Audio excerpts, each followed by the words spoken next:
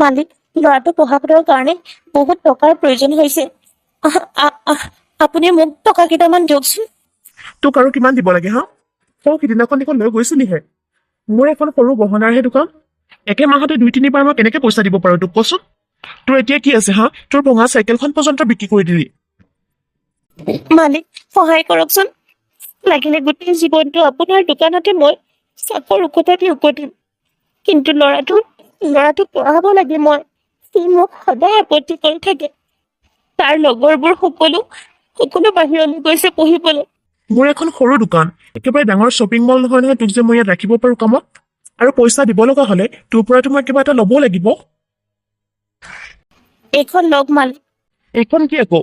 আমাৰ ঘৰটোৰ কাগজ। ইয়াৰ বাহিৰে আৰু একো উপায় নাই মালিক। এইটোৱে আছে মোৰ ওচৰত সম্পত্তি, আৰু একোৱেই নাই। এইখন ৰাখি মোক অলপ পইচা দি দিয়ক। মোক কৃপা কৰক। মই ল'ৰাটোক পঠাব লাগে, নহলে তাৰ পঢ়া সম্পূৰ্ণই নহব। এটা কথা কিন্তু, এইখন কাগজ দিয়াৰ পাছত তোৰ যে হাতত একোৱেই নাথাকিব সেইটো গম পাইছনে নাই? আৰু মোৰ পইচাখিনি যদি তই ঘূৰাই দিব নোৱাৰ, তেতিয়াহ'লে তোৰ থকা ঘৰটোও দেখোন তোৰ পৰা গুচি যাব। মালিক, মোৰ গোটেই সকলোবোৰ বস্তুৰে মোৰ ল'ৰাটোৰ জীৱনত যিমানখিনি কষ্ট কৰিছো, সকলোবোৰ দেখোন তাৰেই। মই যদি তাৰ কাৰণে এতিয়া খৰচ কৰো, পিছত সিয়ে সকলোবোৰ ঘূৰাই আনিব। মোৰ মাটি সম্পত্তি সকলোবোৰ। হ'ব, তই ৰখ, মই 2 লাখ টকা আনি আছো এতিয়াই। আৰু কাগজখন দে। ল'ৰাটোৰ ভাল এটা সংস্থাপন হলে মোকনো আৰু কি লাগিছে। এইখিনি ল। আপোনাক বহুত বহুত ধন্যবাদ। মই যাওঁ দিয়ক। যা। কি মানুহ হয় এইটো? তোৰ ওচৰত প্ৰতিবাৰতে আহিলে যে কিবা এটা নহয় কিবা এটা বস্তু বন্ধকত থৈ যায়। পইচাবোৰ ঘূৰাই দিব নে নিদিব আকৌ? দিব বুলি আশা নকৰো। মানে কি হ'ল, পুতেকক পঢ়াবলৈ বিদেশলৈ পঠিয়াইছিলে। আৰু পইচাৰ কাৰণে ল'ৰাটো বিদেশৰ পৰা ঘৰলৈ আহিবও নোৱাৰে।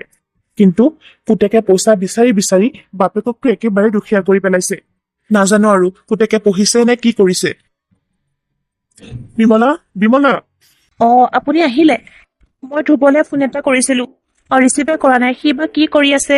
মই পইচাখিনি আনিলো, তুমি থৈ দিয়াচোন। এইখিনি লোৱা। মই খুজিলেই দিবা। ৰক্তিমৰ কম্পিউটাৰ দোকানখনত গৈ পেলাই মই এই পইচাকেইটা সোমোৱাই থৈ আহিমগৈ।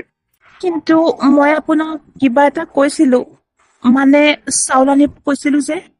মোৰ হাতত মাত্ৰ 10 টকা এটাহে আছে। এইকেইদিন আমি ভাত নাখাও দিয়া। কাম এটা কৰা, দালি পানীটোকে খাম। দালি আছে নহয়, তাকে বনোৱাকৈ যোৱা। কিয়, ধনী মানুহে কি দালিৰ পানী খায় নেকি? ধনী মানুহেতো বহুত কিবা কিবি বস্তু খায়।